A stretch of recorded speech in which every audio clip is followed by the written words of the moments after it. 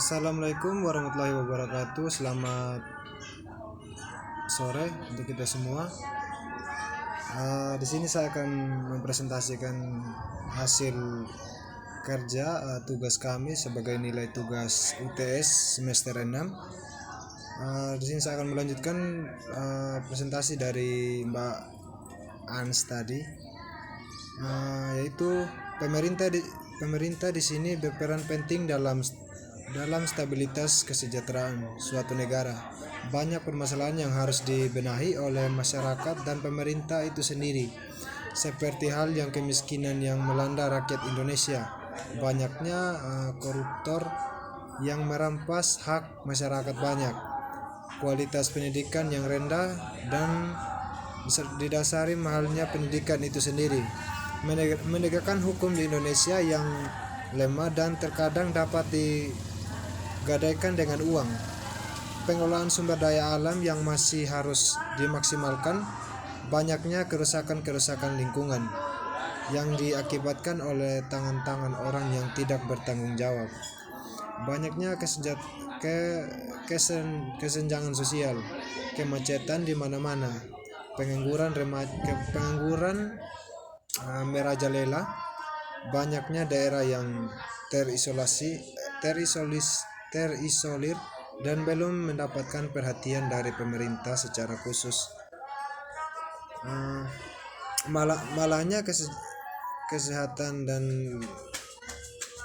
yang disertai dengan kurangnya fasilitas kesehatan, banyaknya narkoba dan sejenisnya, dan juga banyaknya kejadian seksual di mana-mana, baik anak kecil maupun dewasa. Menurut Badan Pusat Statistik (BPS), mencatat penduduk Indonesia yang masih hidup di bawah garis kemiskinan hingga September 2015 mencapai 28,51 juta atau 11,13% dari total penduduk Indonesia, dan pengangguran di Indonesia itu sendiri sampai Februari 2016 mencapai 7,02 juta orang atau 5% menurut Badan Pusat Statistik.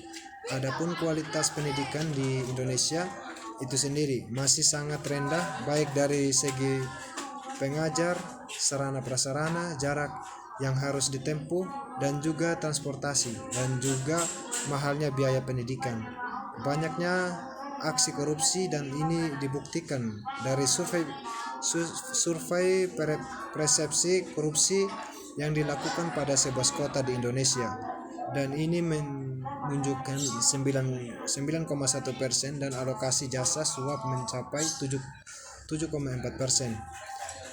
Migas dan rata alokasi suap sebesar 7,2%, dan sementara alokasi dana suap terendah adalah pertanian dengan rata 3,5%, perikanan 3,3%, dan kehutanan 3,2%, dan sebagainya.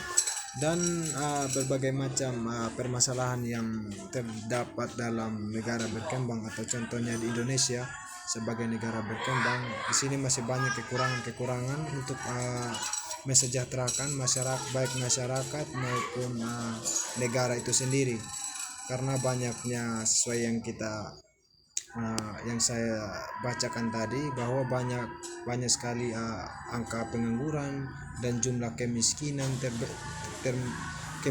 di Indonesia, dan juga berbagai macam yang membuat masyarakat itu miskin, dan juga belum lagi beberapa oknum yang saling suap menyuap sehingga masyarakat kecil ikut tertindas dalam kegiatan aksi dari pemerintah itu sendiri, yang tidak mementingkan kehidupan sejahtera yang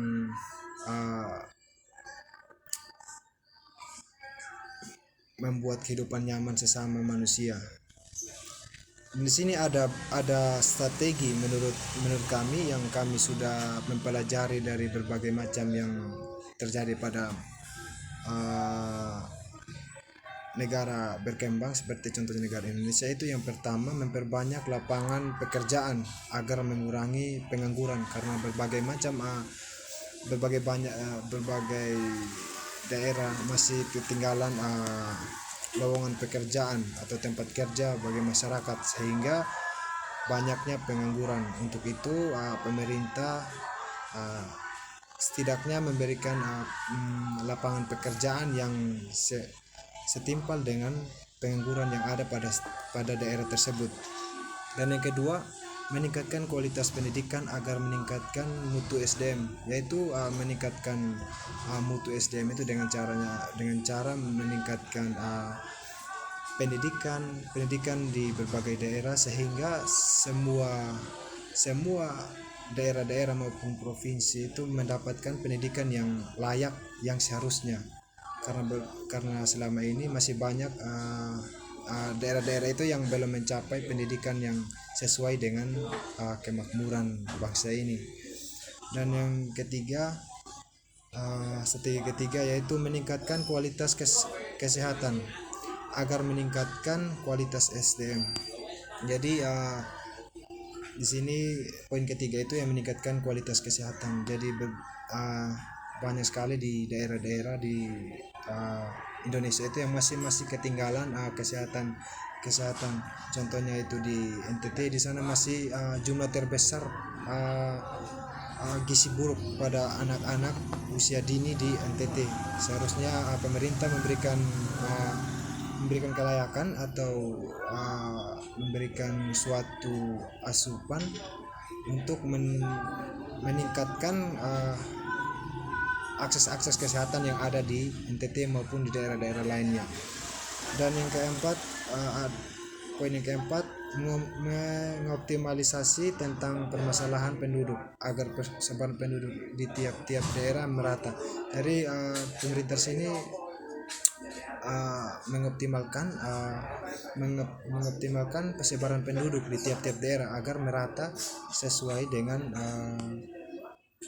apa yang dirancang oleh negara-negara maju, sehingga negara Indonesia itu bisa ke depannya itu maju. Mungkin cuman ini hasil diskusi kami, hasil kerja kami untuk menyumbangkan agar Indonesia ini lebih maju dan tentunya hidup sejahtera bagi rakyat Indonesia.